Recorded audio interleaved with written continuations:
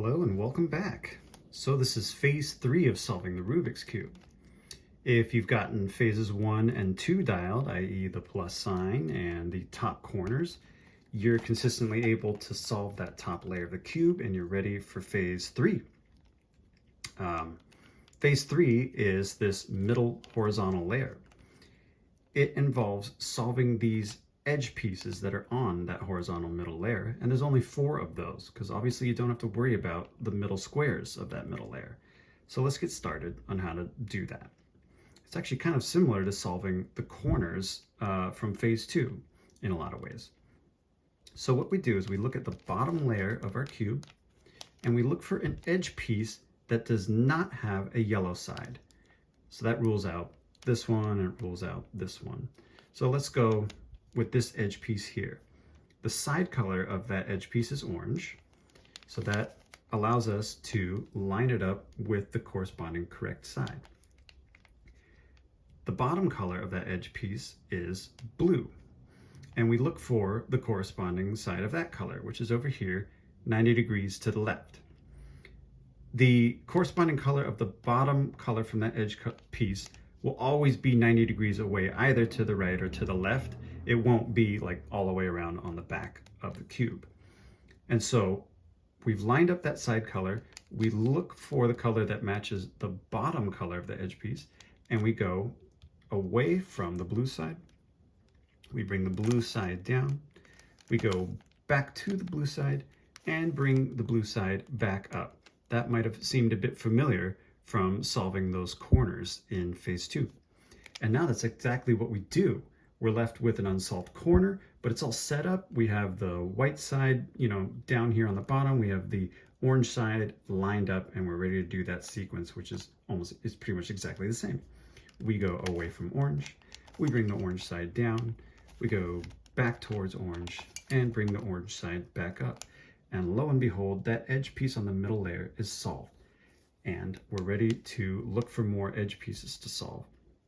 So, like I said before, we're not going to work with the ones that have a yellow side. We want them to stay on the bottom.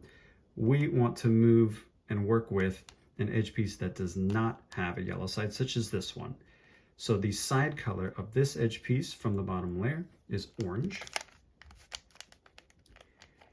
And its bottom color is green. The green side is over here, 90 degrees to the right.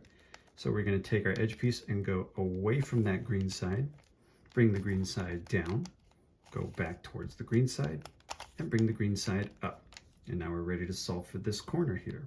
The orange is lined up like this. We go away from the orange side comes down, back towards the orange side comes up, and that edge piece is now solved.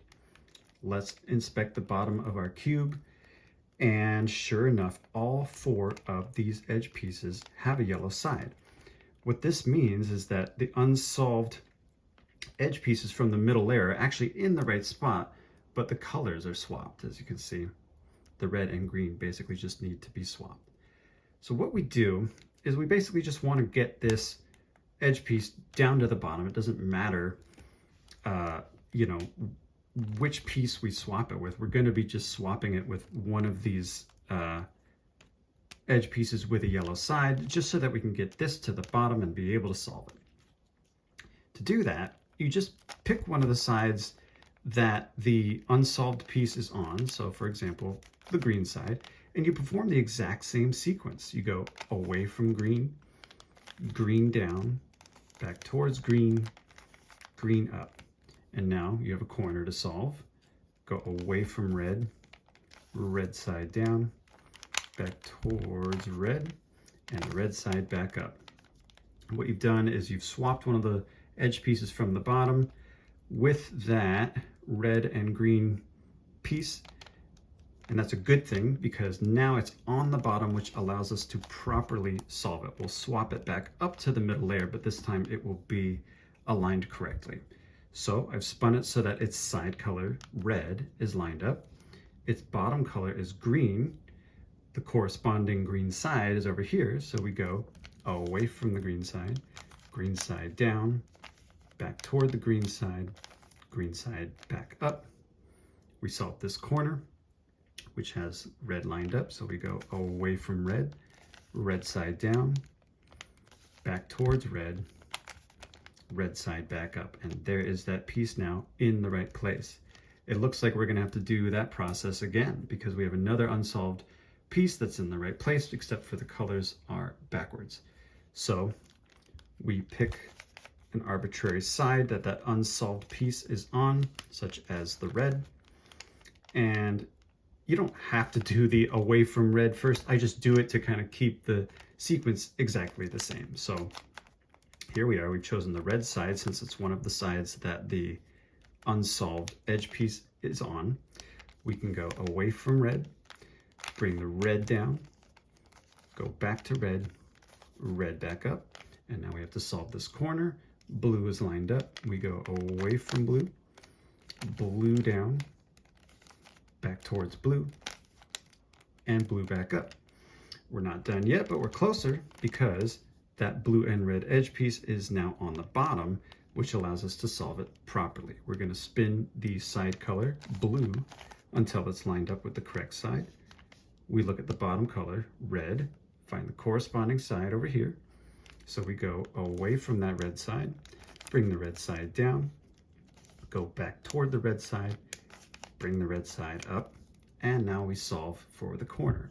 Blue's lined up, go away from blue, bring the blue side down, back towards blue, bring the blue side back up. And that is how you solve the middle layer of the Rubik's Cube. If you're able to get this far and do this phase competently, then you're definitely ready to solve the final layer. There's multiple phases for the final layer. The final layer is a bit more of an adventure than the first two, but it is not really more difficult, it's just longer. So if you're competently able to solve the first two layers of the Rubik's Cube, you got this. And so that ends the phase 3 video. Get comfortable with that and you'll be ready for phase 4. All right, I'll see you there.